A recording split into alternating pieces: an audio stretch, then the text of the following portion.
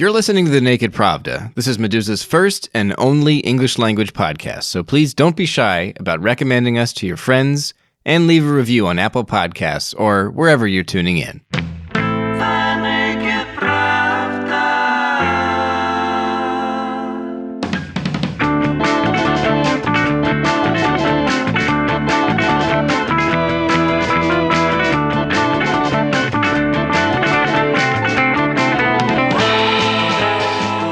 Welcome to The Naked Pravda. I'm recording this on Friday, June 12th, and I am your host, Kevin Rothrock, the managing editor of Meduza's English language edition. And this is the show where we talk to guests about broader issues addressed in Meduza's own reporting. Today we're going to hear from multiple guests about Russian nationalism, about activism in Russia against police brutality, and about the American alt-right and its curious love affair with a deeply mythological Vladimir Putin. We'll also return specifically to several remarks by Mikhail Svetov from last week's show. So if you haven't already listened to that episode, I urge you to listen to the rest of this introduction and then go back to last week. Before we kick off today, I need to take a moment to address my interview with Svetov. I received a lot of feedback from listeners about this. A lot of that feedback was negative. Some object to the very fact that I interviewed him and included his comments at all. I've seen criticism that what I did amounts to platforming a racist, which is to say I gave him a platform to speak. I know there are people who disagree with this, but I stand by my decision to speak to Svetov and to feature his comments in the show. Like it or not, he wields influence in the Russian opposition, and the Russian Lives Matter hashtag itself recently led to a protest in Moscow where nearly 24 people were arrested. So I think it's worth hearing what he thinks about these issues, regardless of how progressive or reactionary his interpretations of history are. That said, I recognize that last week's show has shortcomings. Svetov made several remarks about Russian and American history in particular that I left in the show, in some ways unchallenged. I edited the show this way for a couple of reasons. One, I never presented Svetov as an expert in history, so I didn't expect listeners to interpret his comments as facts. Second, I am not a historian, and I'm not an especially confrontational interviewer. As a result, some listeners may have heard this interview and concluded that Svetov's comments were unproblematic. That's my fault. And when I say it's my fault, I mean I, Kevin Rothrock, messed up. From time to time, other staff at Meduza are involved in this podcast to different degrees, but this is my show, and I was totally responsible for the last episode. Hilah Kohen, Meduza's English language features editor, who appeared on the last show, very much disagrees with me about the merits of talking to somebody like Mikhail Svetov. She is one of the people who told me that broadcasting my interview with him is harmful. We disagree about that, but we do agree that more could have been done last week. Something else I failed to do in the show was offer much context for the slogan Russian Lives Matter or for Mikhail Svetov as a political figure. Listeners hearing about these things for the first time didn't have important information about this stuff. That's another way the show came up short. With this in mind, I'm returning to these subjects today, hoping to fill in some of these gaps. Of course, these issues are huge, and it's impossible to address this stuff exhaustively in a career of Russia analysis, let alone 1 hour-long podcast.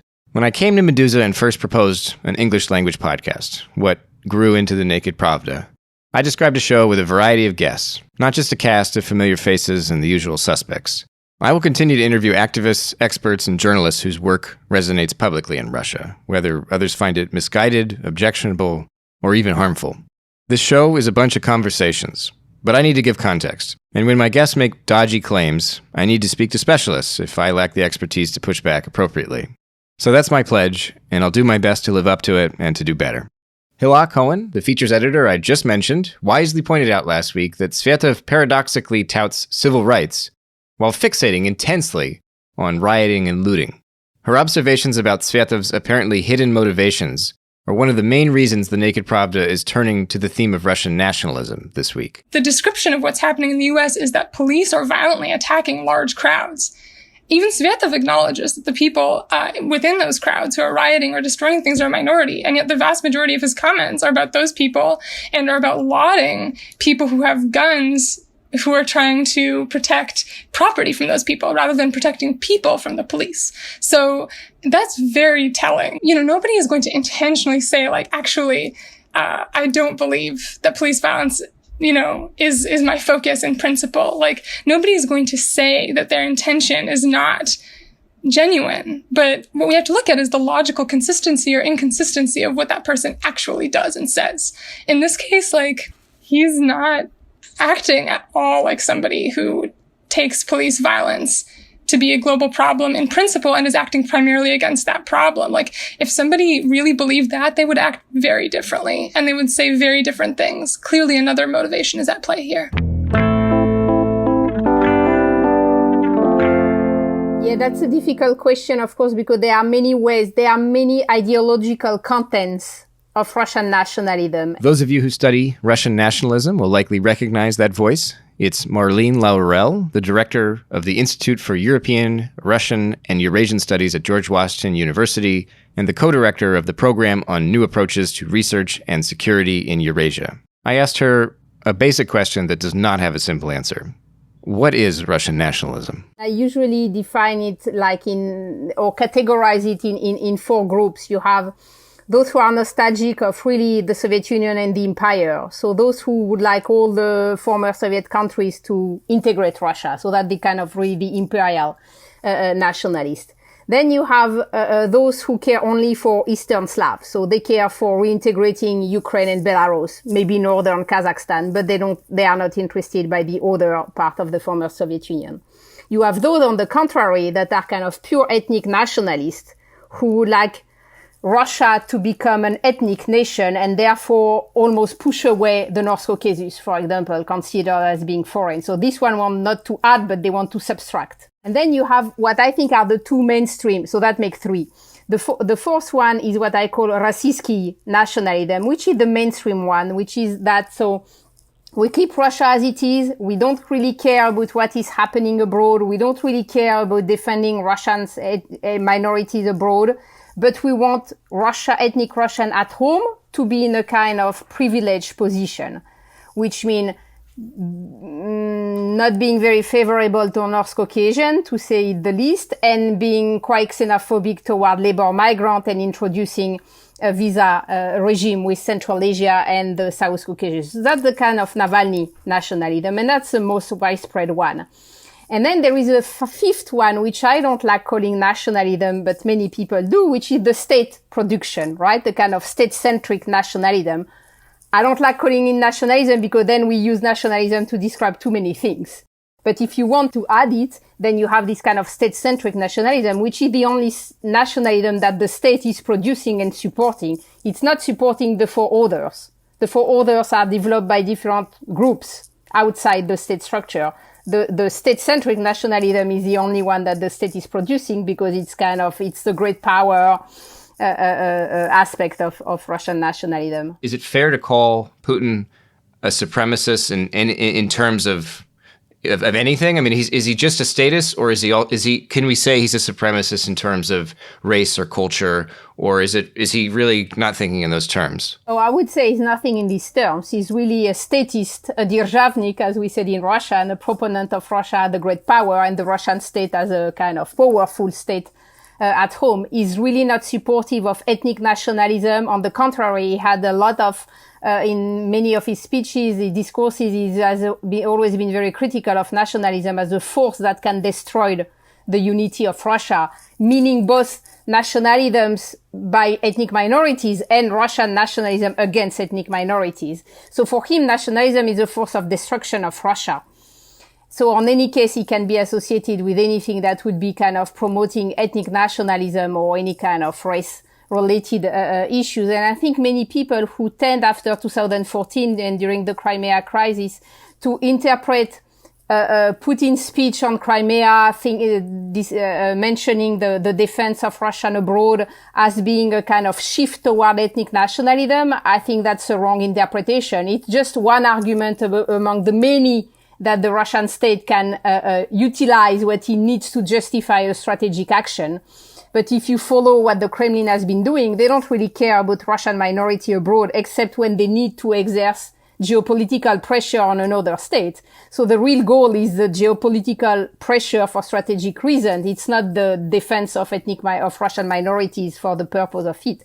So for me, Putin is not a nationalist in that sense. He's really a statist. Is there any merit to nationalist claims that Russians are an oppressed ethnic group anywhere in the Russian Federation? Because this is, you mentioned, if I'm correct, this is sort of a grievance that we see in people like Navalny and in fact, Mikhail Svetov, who's a self-described libertarian. As far as I know, he doesn't really self-identify as a nationalist per se, but he's now taken up this mantle of Russian Lives Matter. And while he claims that it has civic sort of meaning when he uses the phrase, if you follow him on Twitter and you follow people like him on Twitter, they often will complain about migrant workers essentially kind of benefiting from affirmative action or some kind of preference from the state.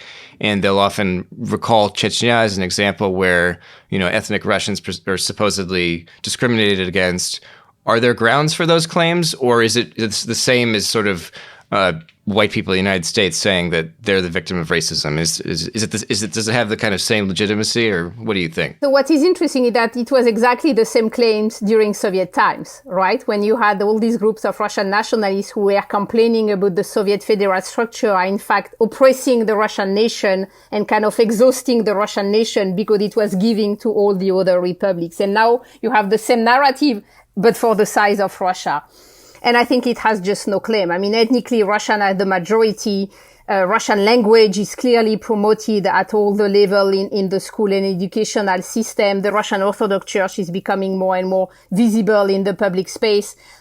So the only claim that is legitimate, but not in the way they interpret it, is that some of the North Caucasian region, like Chechnya, are receiving a lot of federal subsidies. But that's not specific to Chechnya. Right now, it's Crimea who is receiving the most of federal subsidies. It can be the North, it can be the Far East in some occasions. So that's usually one of their main criticism, but that doesn't really explain, that doesn't really justify the feeling of being oppressed. And now with Crimea being the one receiving the most subsidies, you could see it's exactly the contrary. It's a region that is promoted as a symbol of Russianness against the West and against Ukraine that is receiving the money. And in terms of relationship to labor migrants here too, I mean, labor migrants are living in very difficult conditions, and you cannot really say, I mean, the migration regime in Russia is not a tough one compared to what you have in Western Europe or in Europe globally. It's a quite liberal one, but it's so corrupt that the way the labor migrant can work in Russia is very difficult. So another point that Navalny is also making, and here also the point is right, but the connection to the claim of nationalism is wrong, is that the level of corruption of law enforcement agencies is so high in Russia that it allows migrants to function undocumented, which is true, but that doesn't make the claim of law enforcement agencies acting in favor of labor migrant and oppressing ethnic Russian any kind of legitimate. So you see, they use the way the federal system is working, and they use the corruption of the whole system that they want to denounce, but then which are true, but then they reinterpret it in their favor of an ethnic nation of a Russian ethnic nation being discriminated, and it's not. I mean, everybody in Russia can be victim of corruption or law enforcement agency. There is no ethnic criteria in it.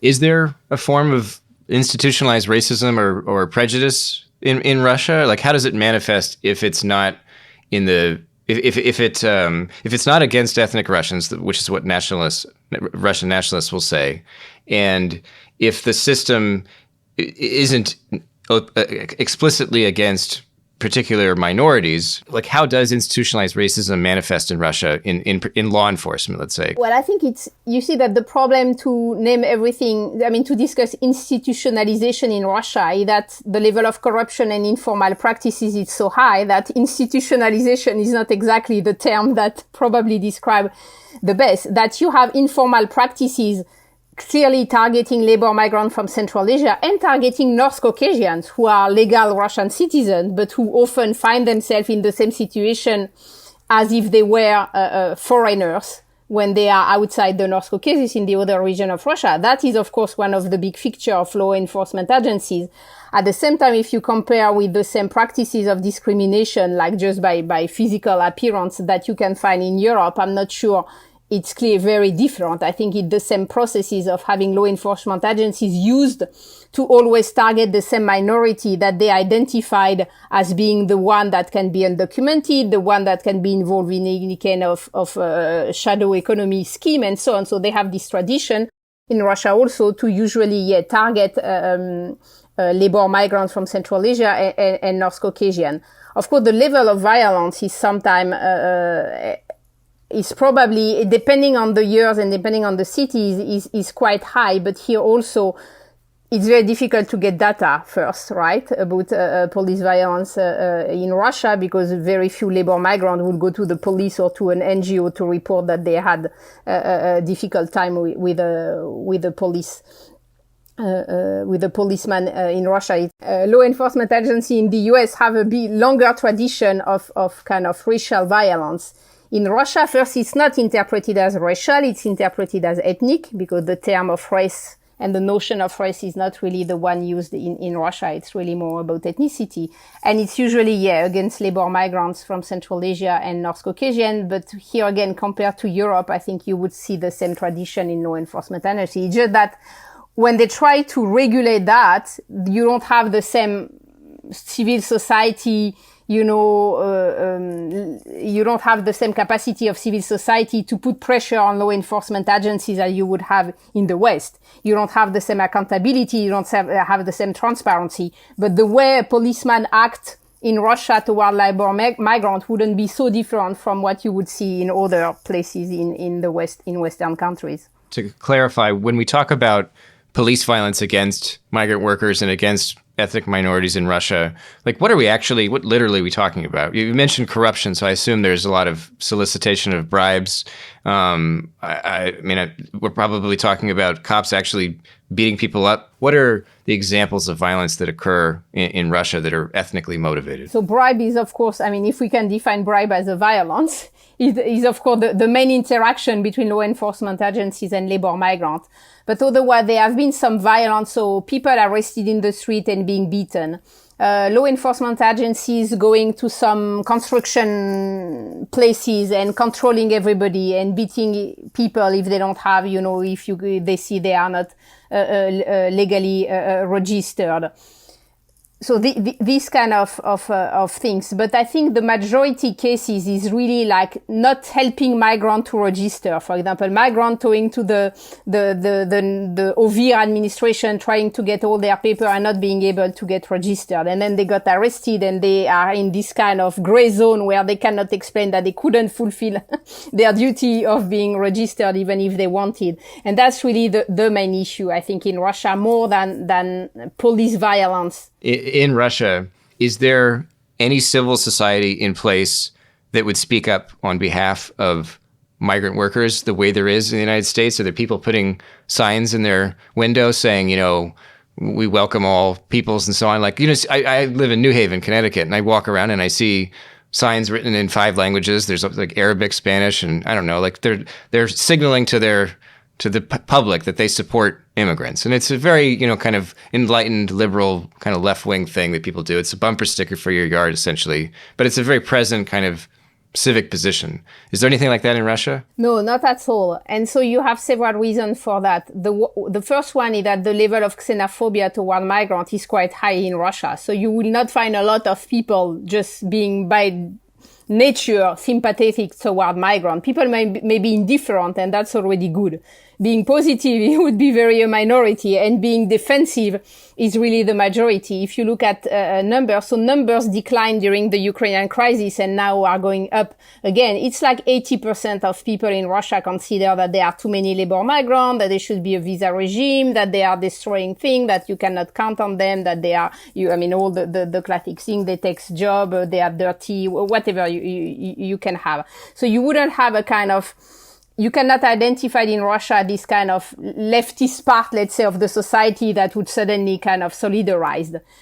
And then the other level is that even among the liberals, even among those who are against the Putin regime, those who consider that the regime is corrupt, that the regime is authoritarian, very few would be also kind of pro-migrant. Look at Navalny. Navalny, the main opponent in Russia, and his narrative, his discourse on migrant is an ultra xenophobic one, right? And so you have also a large part of the liberal movement who just doesn't care about migrant issues. You have few NGOs that try, but they are really like very, very small NGOs. They do a great job, but their job is really very difficult to do because they go not only against the mainstream opinion, but they go also against the other liberals with whom they could advocate. If you look at the big protest of 2011-12, there was almost nothing about migrants. There was no defense of migrants. There was no migrant association. One of the big differences between the US and Russia in terms of the potential for mobilization around issues of ethnicity and race is that, of course, Russia doesn't have a tradition of segregation.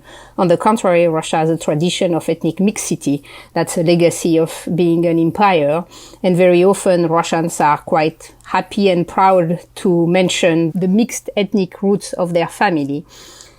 The second important element is that white supremacism per se in Russia is really a marginal movement inside the broader Russian nationalism spectrum. The majority of the Russian nationalist movement still have either an imperial or at least a great power emphasis on what they want Russia to be. It's really more about Russia as a civilization, Russia as the geopolitical power against the West, Russia as being its own civilization. And in that case, the imperial legacy of ethnic mixity is really important, more than a kind of stress on the purity. The issue of purity is largely absent from the Russian cultural tradition, especially inside this Russian nationalism movement. So the potential for mobilization around ethnicity in Russia is quite limited. It doesn't mean it's non-existent, because xenophobia is quite high.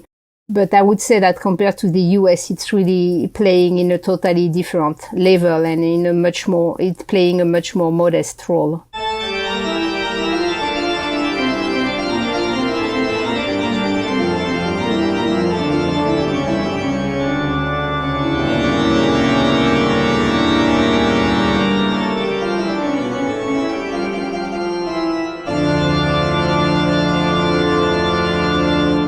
The quickest way to describe what the alt-right is that it is the name for, and the descriptor for, the newest generation of, especially American, white nationalists and white supremacists. That's Casey Michel, a journalist who investigates corruption in Western dealings with former Soviet states. He's currently writing a book about kleptocracy, and he's an expert in the American alt-right, which in some respects could be described as a kind of ugly or uglier cousin to Russian nationalism. Casey told me what these guys are all about. I say it's the branding, because that's exactly what it is. The name alt-right popped up a couple years ago as a conscious or conscientious effort by these new faces of this kind of millennial white supremacist generation to not brand themselves as their fathers or their grandfathers' generation of white supremacists. You know, they aren't skinheads, they aren't the KKK, they aren't, in their minds and their views, the heirs of that specific strain of really, violent, virulent, in your face, easy to dismiss kind of scummy, scumbag, scuzzy white supremacists that have been part of the kind of American story for generations and generations, ever since the founding of the country. It is short for, alt-right is short for alternative right, because for these young white supremacists, they were trying to brand themselves as, rather than white supremacy, white nationalism in and of itself, a variant of the modern American conservative movement. In that sense, the next generation of the American conservative movement. These aren't Bush Republicans. These aren't Reagan Republicans. These aren't even necessarily Republicans in and of themselves. The other thing about the branding for the alt-right is, again, just as the earlier generations of American white supremacists, the KKK in their hoods, all white, militias in their camo outfits and in their, long rifles or cowboy hats or whatever they were wearing, the alt-right preferred to present themselves as this kind of clean-cut, again, vantage of version of modern American conservatism. And so they preferred suits, right? They preferred clean haircuts. They preferred to be clean-shaven. They tried to put forth all of these trappings of presentability, approachability, professing to be simply interested in expanding modern American conservatism in new ideological directions. No, they weren't necessarily white nationalists. No, of course they weren't necessarily white supremacists.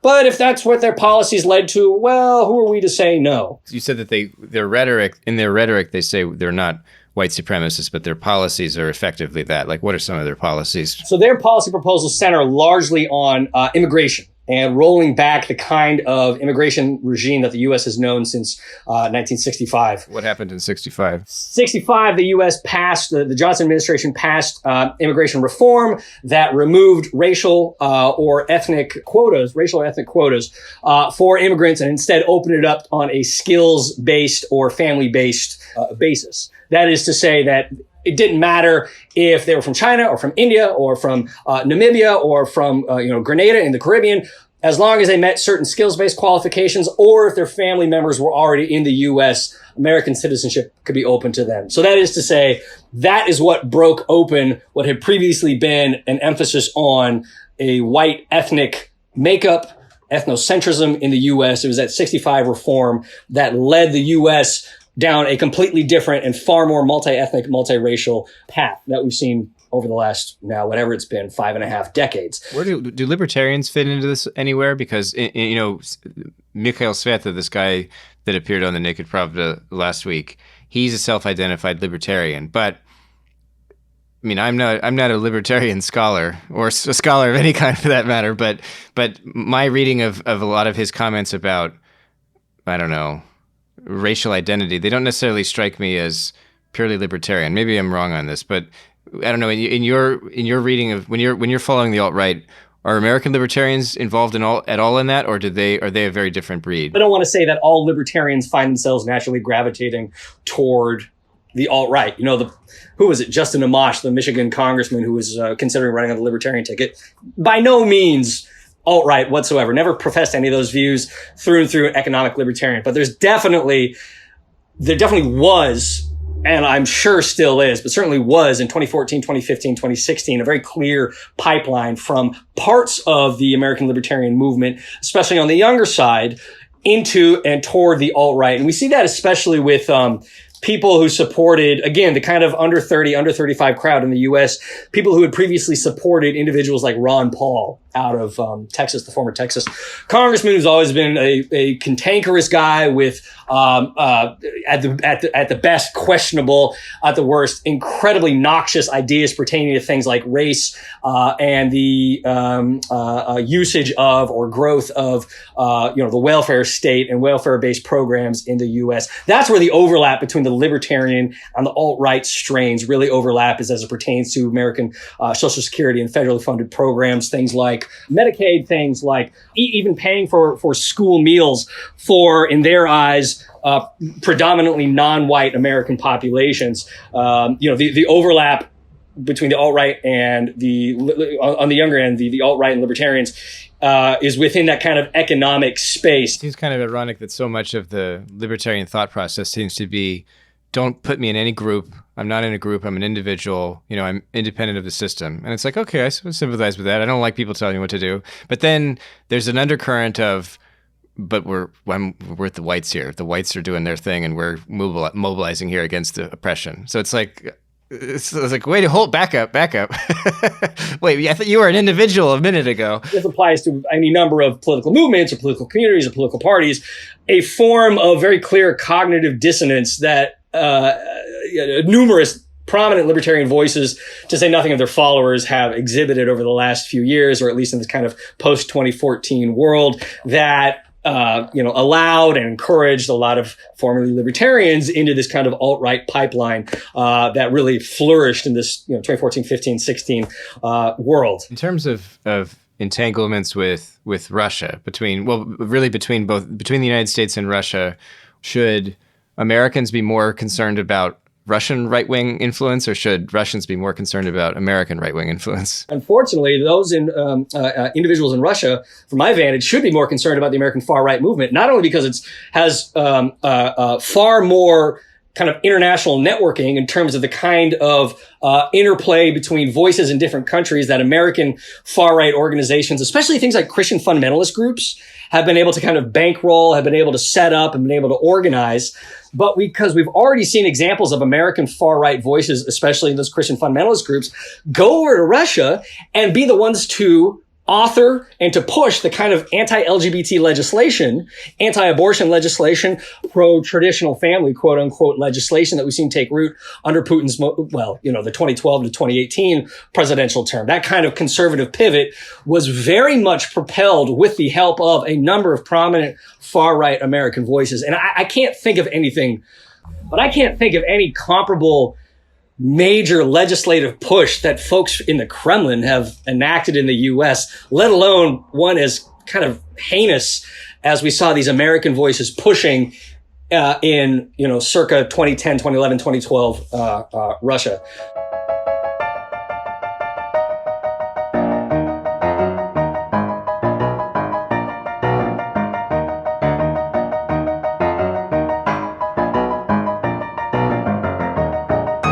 It all started from the time Nadia and Masha, as members of Pussy Riot, spent in prison. Obviously, everyone very, very well knows how that came to be. You're listening to Peter Verzilov, who's an activist in the protest punk rock and performance art group Pussy Riot. I'm sure you've heard of it. And the publisher of the website Mediazona, a remarkable news outlet that focuses on Russia's justice system. When I spoke to Mikhail Svetov last week, we discussed his Russian Lives Matter initiative, which is ostensibly against police brutality. But I didn't take any time in that episode to talk about other far better established and sustained campaigns that investigate and challenge abuses by Russian law enforcement. Mediazona is one of these projects. Peter told me that the project was born in the prison experiences of Pussy Riot's two most famous members, Nadezhda Telekonnikova and Maria Alyokhina, or Nadia and Masha. Towards the second part of their prison term, towards the end, they both started encountering serious problems in prisons.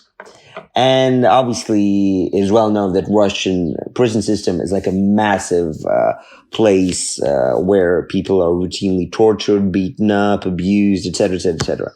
And both girls, Nadia and Masha, launched their own campaigns to fight against that in their own prison facilities. They were using all sorts of psychological pressure that they could imagine to be used at the girls. And this culminated in Nadia's prison boss in one point telling her that, if you're going to keep behaving the way you are, we're going to murder you here and you're going to be dead soon.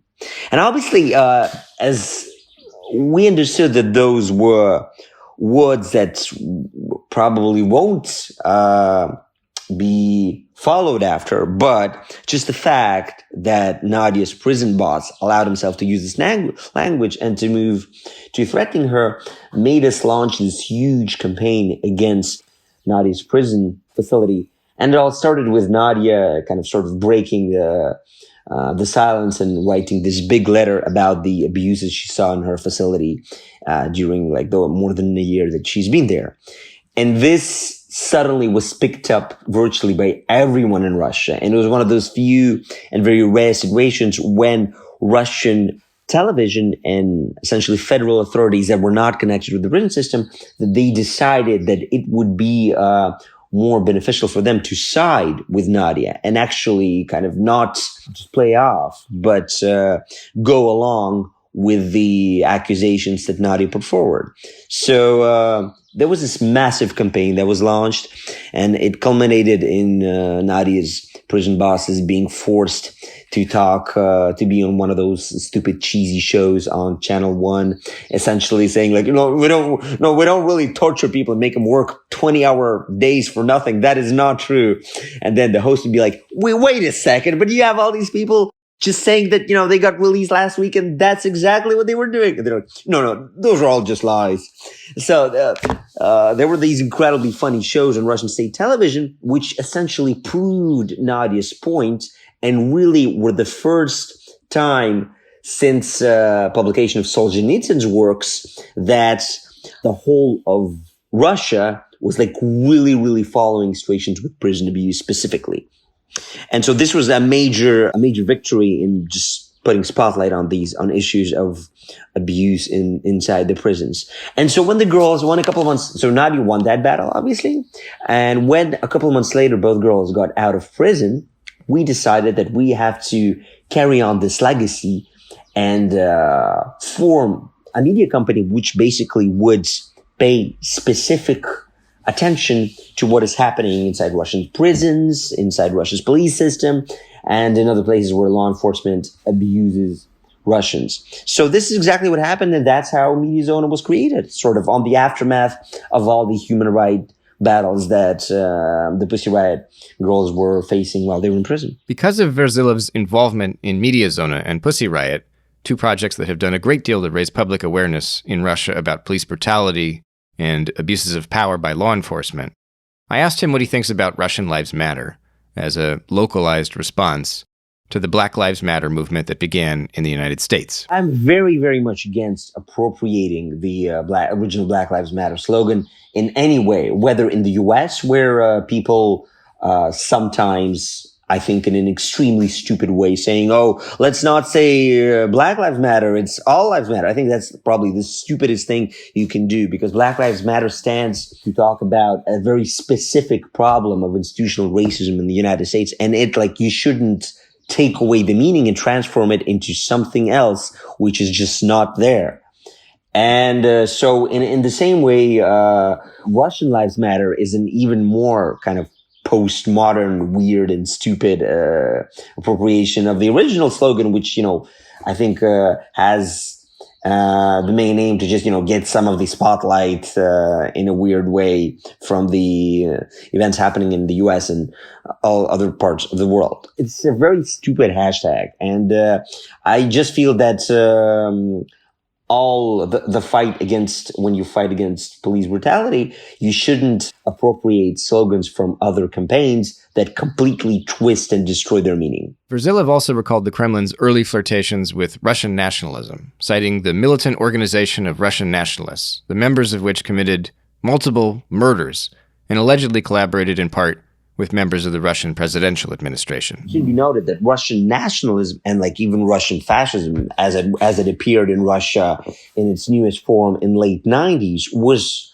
grown up and created essentially inside the Kremlin, specifically because the deputy head of the presidential administration, Vladislav Surkov, thought that would be a great and fun way to control the liberal opposition and other pro-Western political groups. So they specifically were helping and supporting and growing and nurturing various Russian nationalist groups. And this isn't some crazy conspiracy theory. It's a fact that it was essentially proven in court when one of the leaders of one of the most deadliest nationalist groups, Ilya Garachev, when in court, he was given statements about his contacts with the presidential administration, and he got a life sentence after that for conspiring and organizing the murder of several people. Peter's comments about this homicidal group got me thinking, and I asked Marlene Laruelle about it. Is that evidence of Putin's nationalism or his xenophobia, or was that another kind of purely utilitarian arrangement? And if so,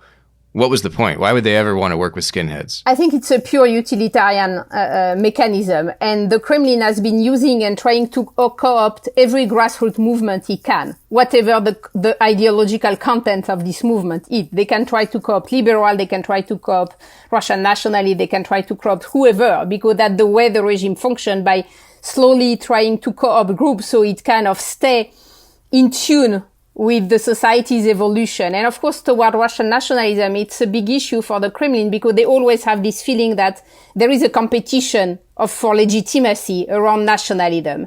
And so have always been kind of worried by the way nationalists could be played, right? Liberals clearly are considered as opponent. Nationalists can be both partner of the state or opponent also. So that's why they are the one that the government, the Kremlin has been trying to play with. I think it was specific moment in time, and very often either it's some section of the presidential administration or it's the regional or the municipal level. So it's very different depending on the cities and the region. There were some partnership, for example, with some other far-right groups and some local law enforcement agency. The Cossacks, of course, constitute a specific groups because they have an official status as a kind of paramilitary kind of militia group that can work in some cities really jointly with the police, especially in southern Russia, in cities like Krasnodar. And very often in that case, Kodaks can be used to kind of go and beat, not so much migrant only now, but all the kind of cultural opponent, LGBT, feminist, whoever. So it's an instrumental use. Of course, very often experts were like, well, it's a dangerous Pandora box mechanism, but so far the Pandora box has been reclosed each time. So when the Kremlin needed to open the Pandora box of Russian nationalism, they did open it, but then they were able to close it each time. And the Russian nationalists so far now are really they are marginalized, they are not popular, they are repressed. So the way the state controls these groups works so far pretty well. To get another perspective on Russian Lives Matter, I spoke to Kirill Medvedev, a poet and a musician who's also very politically active in Russia's opposition. On social media, he's attracted some notice for his criticisms of the Russian Lives Matter #initiative. It's a typical nationalist opinion that this word «россияне» is something very new and not organic and all that. So the problem is that we have two different words in Russian. That we have the word «русский» and we have the word «российский». And we have just only word in English, Russian. So we have this word «русский». It has three basic meanings. Firstly, Ruski is like a person who has Russian ethnic origin. And secondly, it's a person with kind of Russian cultural identification. And thirdly, it's a Ruski as a Russian citizen.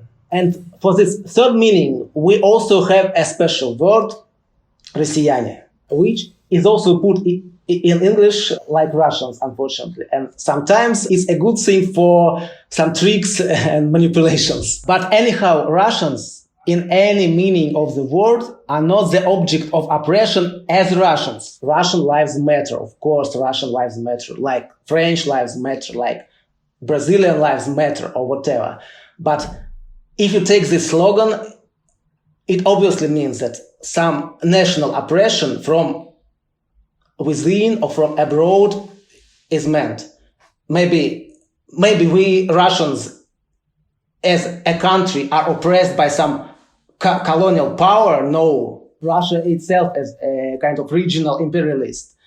Maybe we somehow oppressed by some ethnic or cultural majority. No, we ourselves is a majority here in Russia. Well, but maybe we are oppressed by some ethnic minority. Well, somebody can say maybe, but this point of view has more to do with some kind of ultranationalism and maybe Nazism sometimes than with any kind of civic and inclusive idea of the nation. And if this guy also supports Donald Trump in his aspiration to ban Antifa, as Mikhail Svetov does, he supports Trump in this aspiration, then it's quite clear.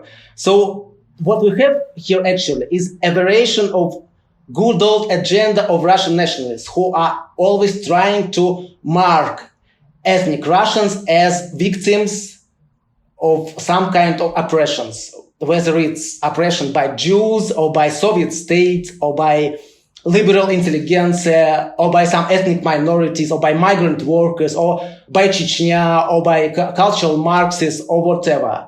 And their idea is finally to separate somehow Russian people from all their inner enemies, probably to build some pure ethno-national state, or at least they try to promote this vision of Russian nation as a kind of base, as a leader or as a melting pot for all other nations who are living here. And this ambiguity with the word Russian just helps to promote this agenda. And in the same very time, it helps to secure yourself from accusation of being xenophobic or being Nazi. So when some Tatar or Chuvash or some other guy or a girl from ethnic minority ask you, what do you mean by Russians? When you promote this slogan, Russian Lives Matter, do you mean me also, or I'm excluded? And you answer him or her, of course, you are in, because we are just all Russians here. And At the same time, you give a wink to Russian nationalists for whom lives of minorities matters much less. And of course, it's politics, but it's a bad sort of politics. It's nationalist politics, which substitutes the interests of the whole civic nation by the supposed interests of its biggest group. They're doing this invocation of a sanitized Martin Luther King, which one limits the strength of his work, but also Martin Luther King was incredibly progressive. That's Kimberly St. Julian-Varnon, the history instructor we heard from on last week's episode about her research into African Americans living in the USSR and minority scholars in Slavic studies. In that last interview, she hadn't yet heard Mikhail Svetov's podcast comments about Black Lives Matter and Russian Lives Matter. I asked her to parse his interpretation of the U.S. civil rights movement in the 1950s and 60s. She says that the treatment MLK gets from right-wing commentators in both Russia and the U.S. is particularly misleading. He's talking about wealth inequality and poverty and social issues that are directly connected to, racial inequality in the United States. And to just clean him up and say, oh, he was all nice and he didn't, cause riots. The man was, imprisoned. He was put in jail because people were unhappy with his protest. And at the end of the day, he was murdered for his activism. So it doesn't matter if you are protesting or rioting, whatever we decide the word's going to be of the day. The man was still murdered because he was, claiming the rights that every American citizen was supposed to be able to have, thanks to the Constitution. He was saying African Americans should be treated like human beings. And so his comments didn't surprise me because, we do still see this when you have Ted Cruz trying to evoke MLK to, say, why can't protests be peaceful? When people forget they stopped traffic in the 1960s, and we see this also in American teaching of the civil rights movement. And I'm a former secondary teacher in which a lot of times we have to teach because it's in the curriculums. MLK supported peaceful protests, but Malcolm X supported violent protests. And you're supposed to dichotomize these two Black men when actually, Malcolm X does change his, the means of his protest later on, but also they fail to recognize that the violence is a reaction to extreme violence. And so we see that now, why can't protesters be nice? But clearly, like when Colin Kaepernick, all the man did was kneel and people acted like he had physically threatened them. So it's just a throwaway comment to delegitimize a protest that has very clear, cause, and also is saying, hey, this situation is wholly inappropriate and we demand to be treated like equal citizens. So yeah, it's the comments. It's the same, well-washed and well-worn comments we've been saying since the 1960s. Why can't people protest peacefully when the result is no matter how you protest, sometimes you end up assassinated? Kimberly says it's actually really a shame that activists and public figures like Svetov can't find common cause with the Black Lives Matter movement in the U.S. today. There's a way to do this without appropriation, she says. I think it also is sad because Svetov recognized, instead of calling Black Lives Matter so decisive, instead of worrying so much about the worth of property, instead of the worth of human life, that he actually has a foundation from which he could speak to this greater movement of, no, we are not having police brutality because of our race. But at the end of the day, we both are suffering from systems that are using systematic violence against those they seem to be a danger, whether that's a Black body and a brown body in the United States or a political opposition leader in Russia. What you have is the state using its monopoly on violence to take out those it seems, are a danger. And I think that is something that Svetov and the people who are using Russian Lives Matter, to support these nationalistic aims, they're really missing out on something. Like, this is clearly, for me at least, these protests, this is the last ditch effort. If you go to, policy, it hasn't worked. If we protest silently, it hasn't worked. Nothing else has worked. But once people have been out in the streets, now we're actually seeing some type of change. And so that's the unfortunateness of this constant focus on, rioting and looting. You can call it that if you want to, but do understand that you are using that language to delegitimize people who are tired of being, actively oppressed by, these different institutions. And that's something I feel like many people in Russia can actually support because they've experienced it. For me, it's a missed opportunity. But also, you don't get to use the language of Black Lives Matter, a movement that comes from, Black pain and Black death. You don't get to use that hashtag and say Russian Lives Matter just because you want, Western media to pay attention to you. It's an incredibly cynical way to approach a very genuine issue. And that's what made me sad, is that you do have these situations. And I mean, what we have here, especially with Svetov's comments about Russian history and, this, we didn't have racial problems. And if we did, they weren't very long, their imperial period. It's like, at best, it's ignorance of Russian and Soviet history, but it seems like purposeful, obfuscation. If you erase the experience of these people of color in the region, that means you can deny them their right to be in that place, right? And I think that's something that's really important. And when you deny Russia's colonial history and its oppression of other nationalities, and, Kazakhs and Uzbeks and Tajiks and the Ukrainians, and, when you deny that, it's really easy to say, well, I don't understand why people are so upset. I mean, put, the shoe on the other foot. One can ask Svetov, well, why are you protesting? Why are you angry? Why are you in the streets against the Russian government? Right? It's because you feel like something fundamentally wrong has happened to you. And the only way of seeking a remedy for that is being out in the street and making it public. Right. So I think if he would set aside those nationalistic ideas and stop hiding behind, these white supremacist slogans, he would understand and see that there is an opportunity there that he should take advantage of. You've been listening to The Naked Pravda, an English language podcast from Meduza. On today's show, we looked at Russian nationalism, activism in Russia against police brutality, and the American alt-right. We also returned to remarks by Mikhail Svetov from the previous episode of this podcast for some context and fact-checking that went missing last week. The Naked Pravda is a podcast from Meduza, our first English language show, and I hope you'll recommend us to your friends and leave a review on Apple Podcasts or wherever you're tuning in to help put this program in front of more people. Thank you for listening, and come back soon.